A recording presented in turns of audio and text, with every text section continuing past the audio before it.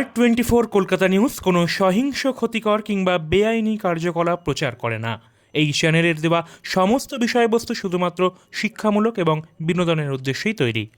নমস্কার, আপনারা দেখছেন এই মুহূর্তে R24 কলকাতা নিউজ। আমরা সরাসরি বারাসাত চলে যাবো। কি হয়েছে বারাসাতে? চলুন বারাসাতে চলে যাওয়া যাক। উত্তর চব্বিশ পরগনা জেলার বারাসাত থানার অন্তর্গত বাংলাদেশ জাতীয় পতাকা আঁকতে গিয়ে পুলিশের হাতে ধরা পড়লেন 3 যুবক। ঘটনায় কেন্দ্র করে ব্যাপক চাঞ্চল্য ছড়িয়েছে বারাসাত স্টেশন সংলগ্ন এলাকায়। আমাদের প্রতিনিধি অর্পণ রায় রয়েছে বারাসাত থেকে। অর্পণ, কি জানা যাচ্ছে এই মুহূর্তে?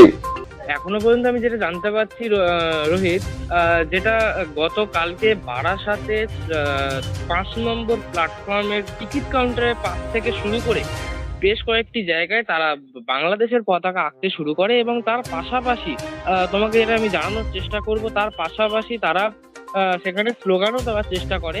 ঠিক আছে, এর পাশাপাশি যখন তারা স্টেশনের যে সিঁড়ি, যেখান থেকে সাধারণ মানুষের টিকিট কেটে 1 নম্বর প্ল্যাটফর্ম কিংবা 2 নম্বর, 3 নম্বর, 4 নম্বর প্ল্যাটফর্মে যাওয়ার চেষ্টা করছিল, সেই সময় তাদেরকে বারাসাত থানার পুলিশের তরফ থেকে ঠিক বিকেল সন্ধ্যে 6টা নাগাদ তাদেরকে বারাসাত থানার পক্ষ থেকে অ্যারেস্ট করা হয়।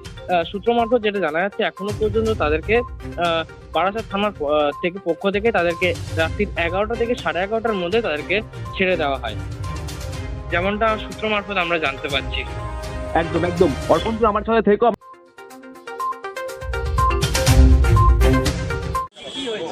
আজকে আপনারা তো দেখেছেন যে বাংলাদেশে ভারতের পতাকা পাড়িয়ে কলেজে ঢোকা হচ্ছে, বাথরুম করা হচ্ছে। তার প্রতিবাদে আজকে আমাদের কিছু যুব ভাইরা একসাথে মিলে আমাদের গায়ের আগুন ফুটছে, সেন্ট্রাল কোনো ব্যবস্থা নিচ্ছে না, আমাদের গায়ের আগুন ফুটছে।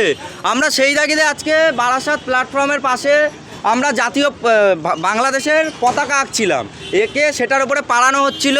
আর স্টেশনের যে সিঁড়িটা ওঠে ওখানে আমরা মানে বাংলাদেশের পতাকা আঁকছিলাম।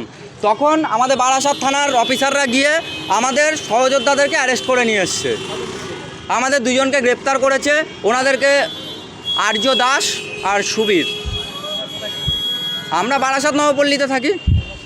হ্যাঁ, আমরা বজরং দলের সংগঠন থেকে তো আমরা করেছি। ওনাদেরকে জিজ্ঞাসা করলাম যে কী কারণে করা হচ্ছে। এরা এখানে আমাদের পশ্চিমবঙ্গের পুলিশ টোটাল একটা দলদাসে পরিণত হয়েছে। মানে এখানে এমনই একটা পরিস্থিতি তৈরি হয়েছে, এখানে যদি থানার 200 মিটার দূরত্বে ধর্ষণ হয় এদের চোখে যায় না। এখানে যদি 5 কিলোমিটার দূর থেকে একটা বাইক হেলমেট ছাড়া আসে এদের চোখে যায়। এখানে কোথায় আতঙ্কবাদীদের র্যালি বের হয় তখন এদেরকে খুঁজে পাওয়া যায় না। যখন দেশকে কেউ অপমান করে, দেশের জাতীয় পতাকাকে অবমাননা করে, তার বিরুদ্ধে যখন প্রতিবাদ করা হয় তখন এদের চোখ যায়, এদের কাছে খবর চলে আসে, এদের এজেন্ট তখন এদেরকে খবর দিয়ে দেয়। আর এমনি যখন ধর্ষণ হয়, মারামারি হয়, তখন এদের একটাকেও খুঁজে পাবেন না। এক নির্লজ্জ মহিলা আছে, তিনি এটাকে মিনি পাকিস্তান করতে চাইছে। আমরা বজরং দলের থেকে বলছি, এই পশ্চিমবঙ্গকে মিনি পাকিস্তান আমরা হতে দেব না।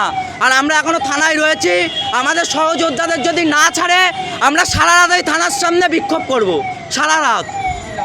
আমার নাম বাপন বিশ্বাস, বারাসাত বজরং দলের নগর সহ সংযোজক।